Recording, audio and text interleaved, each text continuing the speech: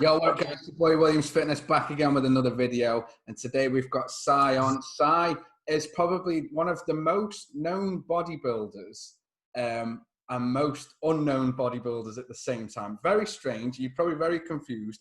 Every pro bodybuilder pretty much knows Sai. Sai is a big promoter, especially in the UK bodybuilding. He's probably one of the greatest ambassadors we've got in the UK for the sport. So Sai, obviously, like I said, most athletes know you. You're friends with pretty much the elite in the industry. But where did this all start for you? Where did bodybuilding start? How did you get into the sport? And what led you to where we are today? Very long time ago. It's funny because I was just having a drive down where I used to live back in Lichfield. And some place I've never been for like 25 years. But I first started training, it was 1987, so what's that, 33 years ago. Wow. I had an older brother at the time. He used to train at a local gym in Lichfield called Samson Delilah's. It was only a very small gym. It was owned by two brothers called Dean and Adam. And Dean was the bodybuilder and Adam was the powerlifter, like this strongman. And that summer school holidays, my brother took me down there and introduced me to all the lads and training. And got me into that way. And Dean, the owner of the gym, sort of took a shining to me and sort of showed me around and told me like what to do. I'm a book to read, and then I was sort of hooked. And it was a year later, so I've been training about a year. He goes, "Do you want to fancy competing in a bodybuilding show?" I think I was 16 at the time, so I thought, yeah, why not give it a go? I didn't know anything about dieting or competing. Didn't know anything about it. Never been to a show before. And, it drove me up to sort of Stoke way. Didn't even have a tan. My pants on stage, and competing and won my class, and that qualified me for the Teenage Britain, which is October that year. I ended up coming second to British Teenage. So that sort of stemmed from then. So what sort of got you into bodybuilding with regards to like, who were you following at the time? Was it that, you know, like the old school Arnie's? Was it anybody else that was sort of motivating you other than like? Yeah, like any kids that age, I was loved Arnold, Boxing Commando, and all the Rambo films, Rocky films. So they had a big influence on me. Obviously, my older brother, he competed as well, so I looked to him and all the lads. There was only like a couple of lads at the gym that competed. That was sort of good enough to compete. So I was their sort of hope for the future. So I had a lot of pressure on me to sort of compete at the time. So yeah, mainly my brother, the lads at the gym, and we used to get all the Olympia videos back in the day on VHS tape. So I used to save up my like, pocket money and sort of buy these videotapes. And I used to study the Olympia videos. So you can ask me any question from, I think, the 83 Olympia to like 1999 Olympia. I could tell you like who posed to what colour pants they were wearing. I studied the video, I studied the posing. So when I started competing, I sort of put a lot into my posing, you see, because I thought, first episode, I actually shit myself. I thought, first time, I was only 16.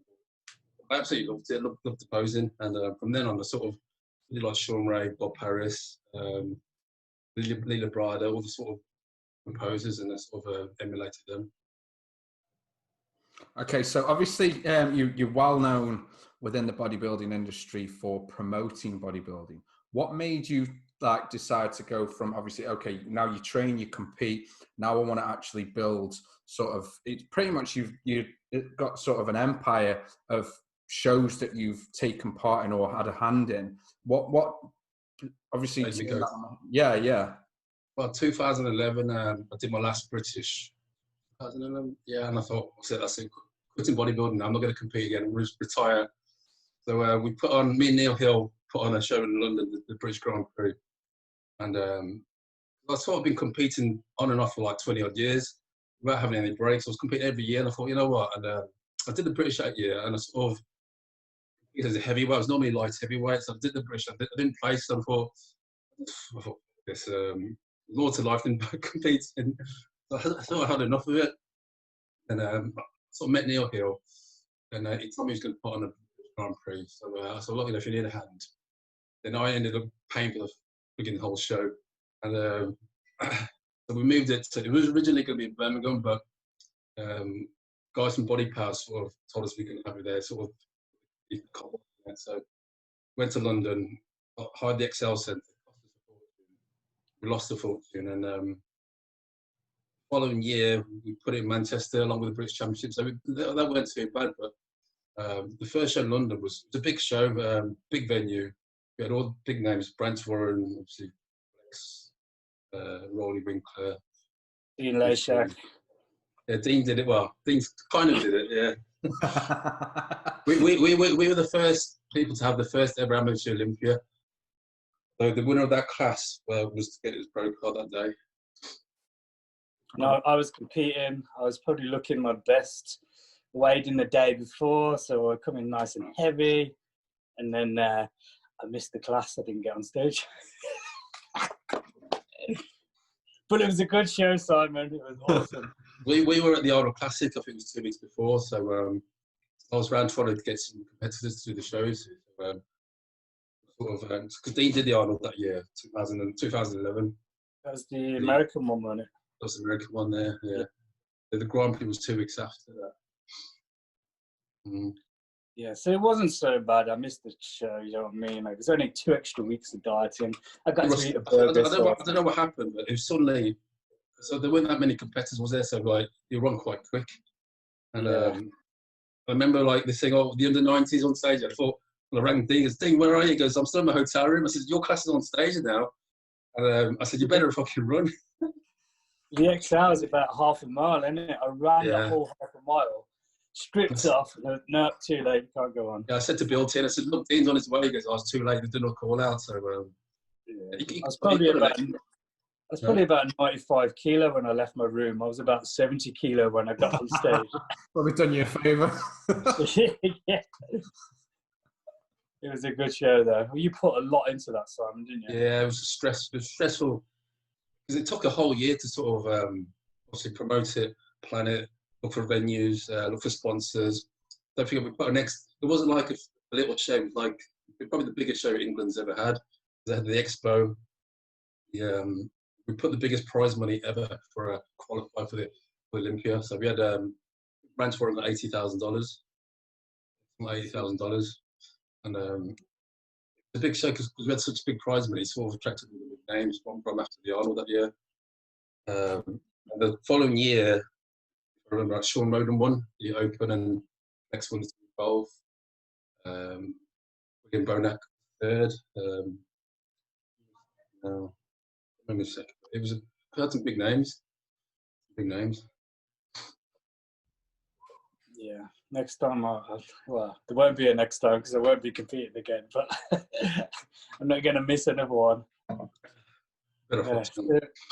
So going back to your bodybuilding career, Simon, I've known you many years, and you've retired about 50 times and made a comeback. Is there any more comebacks left? Let's go back to. Well, I'm making a comeback now. I just want to try and get back up to the normal weight. Yeah, as you can tell, I've sort of lost everything. I look like a marathon runner now. So how much weight have you lost? I lost 30 kilos. Wow. 4.5 stone. Yeah, it's incredible. You lose 2% of muscle every day. What's really? Yeah, so I lost about 30% of my total muscle. And you lose muscle. It's not fat. My legs, when I come out of hospital, my legs were like twigs. Honestly, they filled out a bit now, but it was. Those watch. That was in what, 3 weeks? In 4 weeks? Huh? Was that in 3 or 4 weeks? Well, I was in intensive care for 3 weeks, 22 days, and I was 104 kilos when I was admitted to hospital. They weighed me, and when I sort of woke up and I was on the ward, they had to pick me up and put me in this bed to weigh myself. And I thought I was about 90 kilos, and it was 78 kilos. I was almost crying. I thought, I ain't been that light since I was at school. You know what I mean? Okay, so we're getting ahead of ourselves at the minute. We'll get onto that in a minute. So anybody that wants Simon's diet program where you can lose 70 pounds in 4 weeks, that's going to come a little bit later. But let's go back to the Temple years, because you was running the Temple gym for a while, weren't you? Yeah, 2007. I was there for 6 years, I believe. Because I had a gym in Lichfield, and I I had a mutual friend with Dorian.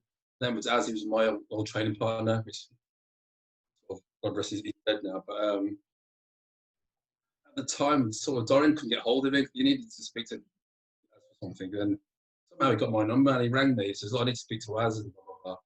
And so I didn't know who it was at the time because it was Dorian. I thought, "Fucking hell." Then I said, "Do you fancy doing a seminar at my gym for me?" This was literally, yeah, sure. Because he obviously retired, so he wasn't really doing much. And after that, we sort of became good friends.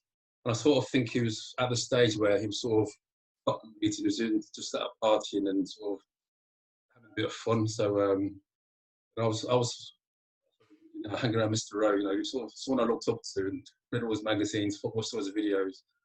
And I thought it was cool to have hang around Mr. Olympia. So would you say you were the bad influence on him? I was the bad influence on him, yeah. But obviously, because he was Mr. Olympia and he sort of lived his life for 12, 15 years, so he'd never been nightclubbing before, never been out, so it was like a whole new world to him. And obviously, I've been clubbing, so I've got mates, and my brother's a DJ, so I was out clubbing all the time. So we went all around the world: New York, Amsterdam, Thailand, Vegas, all around just partying, and all the top pros like King Kamali, Victor Martinez, Dexter, Dennis James. So I got to know everyone through Dorian, Chris Cormier. Yeah. Wow. Mixing with royalty. I'll tell you some stories, but I'll probably shouldn't on here. We'll save that for another time. After the watershed. Yeah. I've seen a video of you spotting Dennis James on YouTube once. What happened there? You got slated. Yeah, well, I was dieting for the British that year, and I went to Dennis's wedding the year before. It's a funny story because I'd already been to Thailand, first time I ever went, and I came back. I was back a week, and Dorian said, "Oh, Dennis James is getting married in Pattaya. Do you fancy going?" And I thought, Dorian, I've only just got back. And he said, "Come on, come be good laugh here." I thought he talked me into going, yeah. So and then he was living in Amsterdam at the time. So before then, you had to fly to Amsterdam, then Amsterdam to Thailand. So he goes, "Meet me in Amsterdam airport and we'll go from there." So a week later, obviously, when I got back, flew to Amsterdam. He rings me when I'm at the airport. He goes, "Sorry, bad news, I can't make it." And I thought, "Okay, I'm here now." And he goes, "You're going to have to go without me." I said, "I don't even know Dennis James yet. I'm not going to go crash his wedding." And he goes, "Yeah, you'll go, just have fun." I thought, and he goes, "Look around the airport, there's a big German guy, go with him." I was like, "Stefan, he's going to the same wedding." And Stefan was actually sitting next to me. So I said, "You Stefan?" He goes, "Yeah." He goes, "You go to Dennis's wedding?" He goes, "Yeah." Because well, Dorian's let us down. And me and Stefan ended up going. And me and Stefan became good friends. And he owns a massive supplement company in Europe called All Stars, which he actually texted me today, actually. We became really good friends. So the year after, Dennis was prepping for the 2003 Olympia. And he goes, "No, I'm going to make a video of Dennis training. Back to basics it was." And he goes, "Do you want to come out and do some training?" He goes, "Yeah, no, good opportunity." I got sick on the way there. I caught stomach bug. I was like diarrhea and everything. And so we arrived on the 10 o'clock at night. Dennis wanted to train 7 o'clock in the morning because obviously because of the heat there, he had no air conditioning, so he wanted to train early. First day legs, so totally fucking put me up on there squatting. He was front squatting 5 plates here, and I've never front squatted before. Struggling on 1 plate, looked like an idiot. Shaking out my ass. It's embarrassing. Then the chest the next day. He told me he was doing incline press in 4 plates. And he told me to spot him like that because obviously I don't know why, but obviously I normally spot like that. He goes, "Just spot me like that." And it was on YouTube. Someone said that's the worst spotting I've ever seen.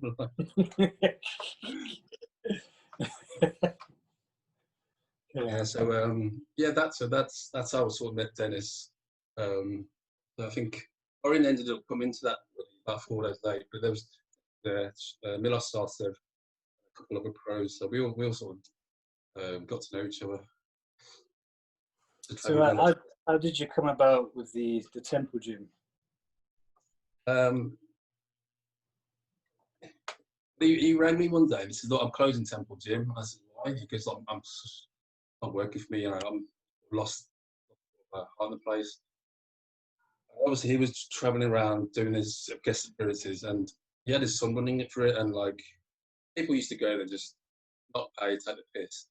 No one paid, and he said, "Look, I'm losing like thousands a month, obviously, from helping themselves, not paying rent. He goes, I'm going to shut it." I said, "Look, I'll tell you what, give me 6 months then, I'll turn it around." And he goes, so we had a sort of a meeting. And he says, "Look, you can turn it around. Whatever you make, it's yours. You know, just keep running." So first week I got there, I sort of told everyone, "You've got to pay. You can't take the piss. And if you want to keep running, you've got to pay." So made everyone pay, sort of sign up.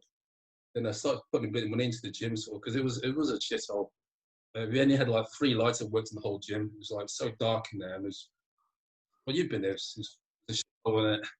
And I used to come on every week when I come down to see you and train there. Like, I spent a bit of money there, put a bit of time.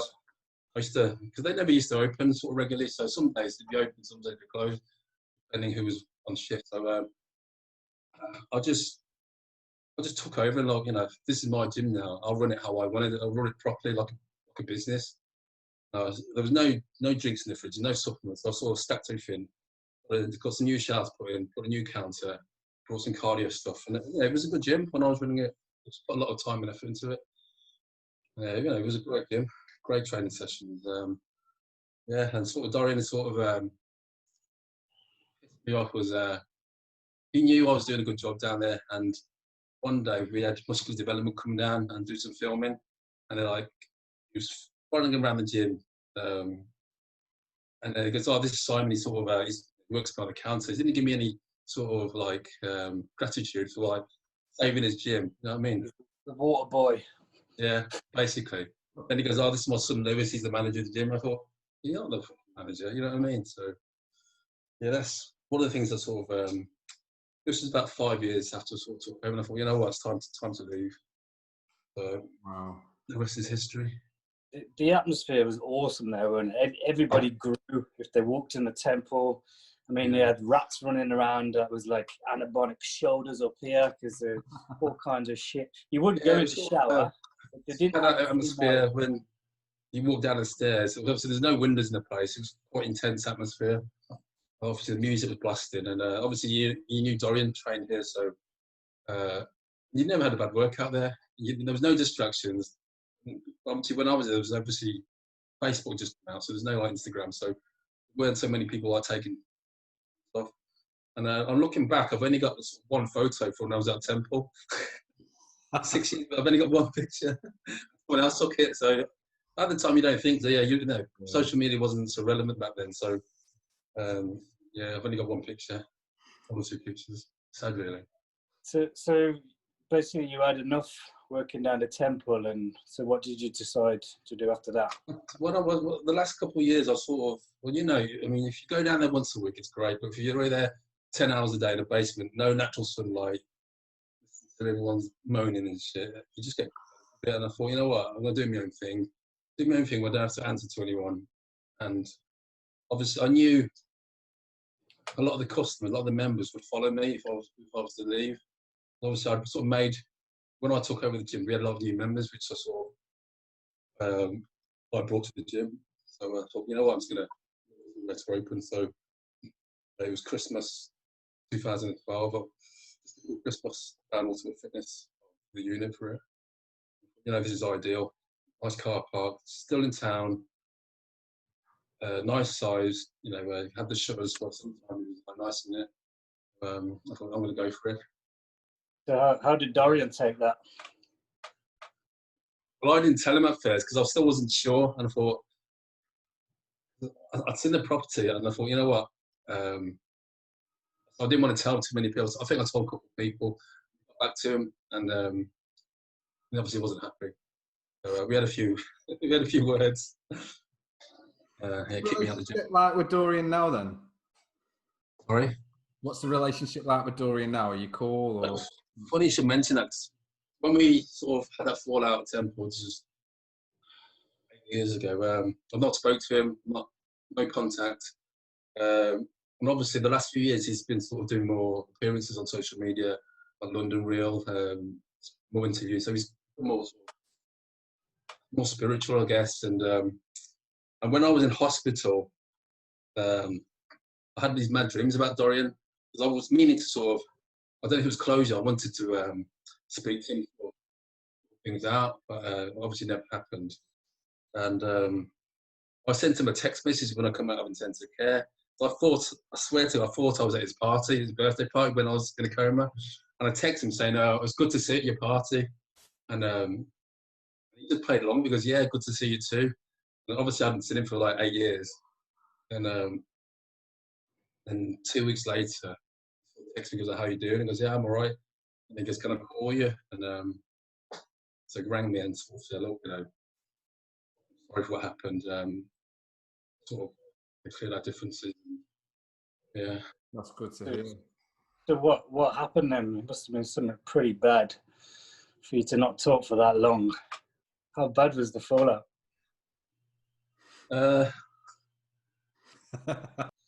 So moving forward, then you went to Ultimate Fitness, and that was incredible, weren't it? But obviously you wasn't happy, and you wanted to do one better.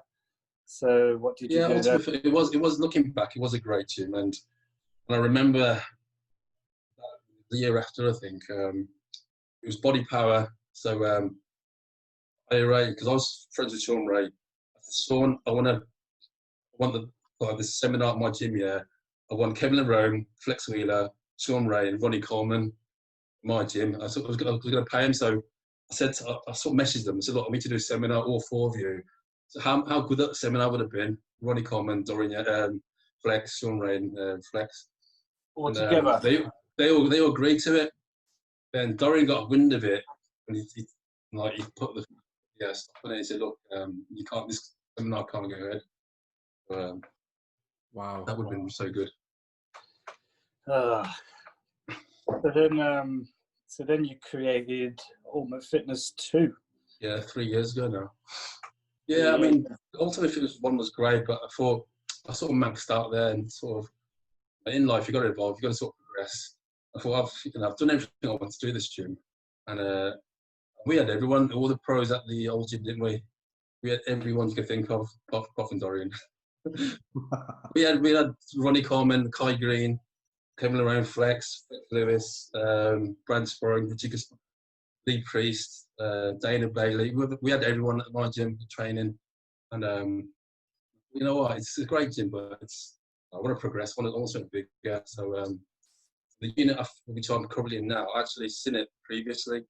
At the time, it was sort of a big gamble, but now the finances to do it. So eventually we did move there 3 years ago. So it took refurb the place. You got 3 stories now, isn't it? There's 2 floors and the rooftop. It's huge. But the first floor's rooftop gym in the middle of Birmingham. It's amazing in the summer. I mean, the summer 2 years ago was a real nice summer, wasn't it? If you remember. Yeah. Flex really came over. And I think we just launched the rooftop that year. Is that when you did the interview with Jay Cutler? Or was that on that roof? Yeah. Jay was 2 years ago. Yeah. We had Jay there, Phil Heath there. It's been incredible, isn't it? In like Body Power time, it's just crazy busy. You know what? It was because when me and Dorian had that fallout, I was like, "Fuck you! I'm gonna make my gym so good, yeah. I'm gonna have everyone there, and like everyone's gonna talk about my gym. All the top pros, everyone from around the world, when they come to Birmingham, they got to train Ultimate Fitness, and they did. And I wanted to make a point to him that I could do it without him, without having the Temple gym name. And it was like I was like obsessed to make the gym as good as I could. I lived and breathed it. I used to finish work 10 o'clock. Do you think that whole experience of falling out with Dorian really pushed you? Oh yeah, because if to be more and more successful. If it didn't, I probably would have been there for another few years and just not progressing. So it did me a favour, to be honest. So moving on from the gyms to obviously where you're at now. For those who don't know, Si actually had the coronavirus, COVID-19, a few weeks back. So with all the references to being in hospital and comas and so forth, it's a reference to that. So how did that come about for you? Like what happened? What were your starting symptoms like? was beginning of March, I think, if I remember. A bit blurred to me, to be honest. But I was going to work at the gym, and I was cleaning some sort of, we had some bit of mold in the gym, so I was sort of cleaning that. And I think I got a sort of an infection from that, and from then on, sort of health deteriorating. I've had this to get rid of.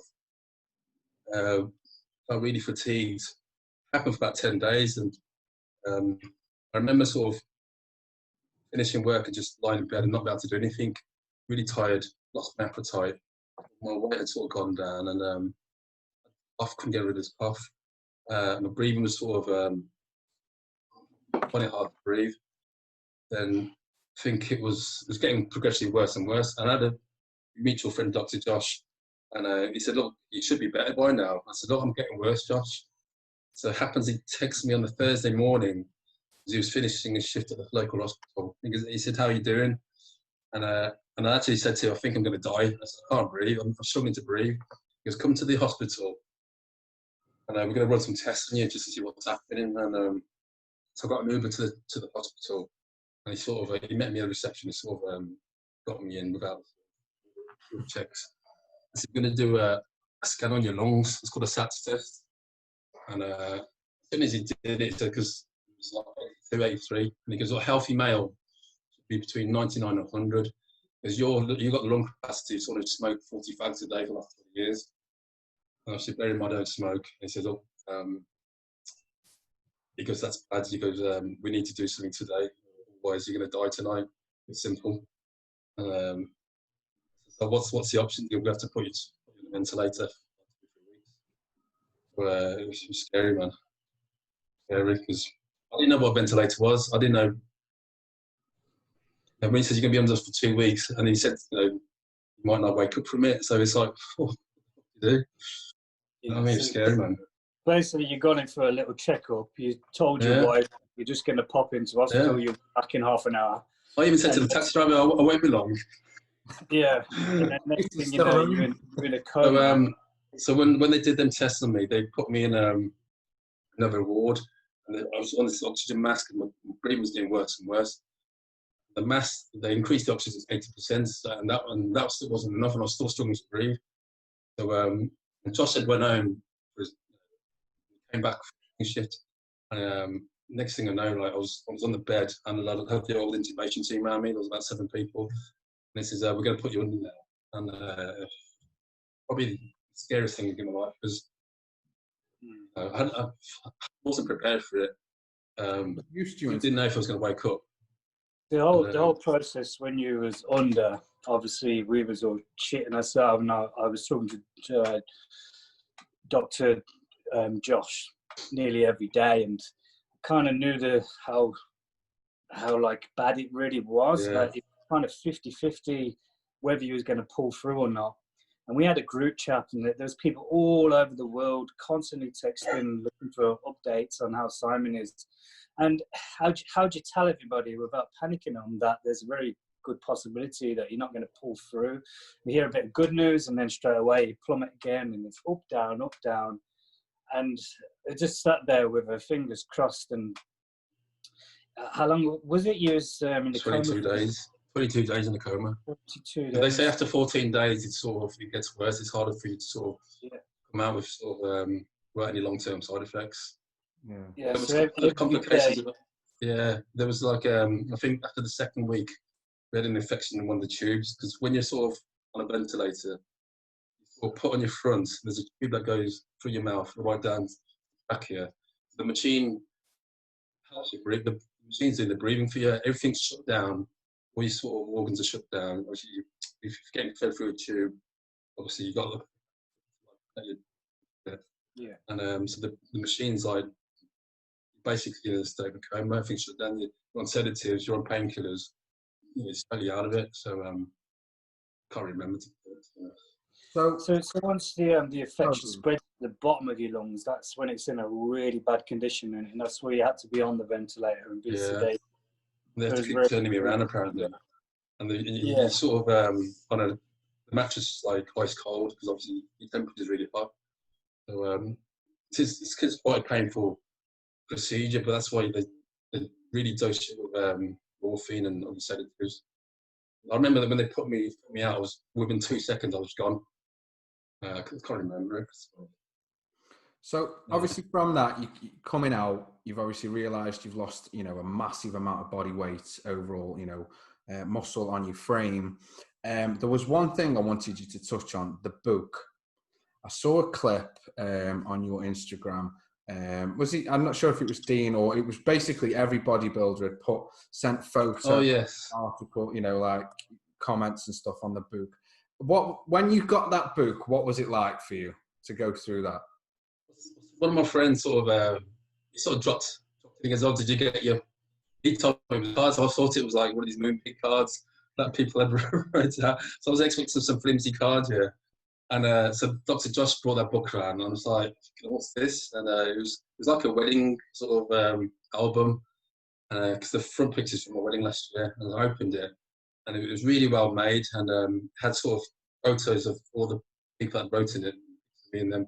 Everyone wrote sort of just like this, whatever about me, and it was really nice actually. Really sort of.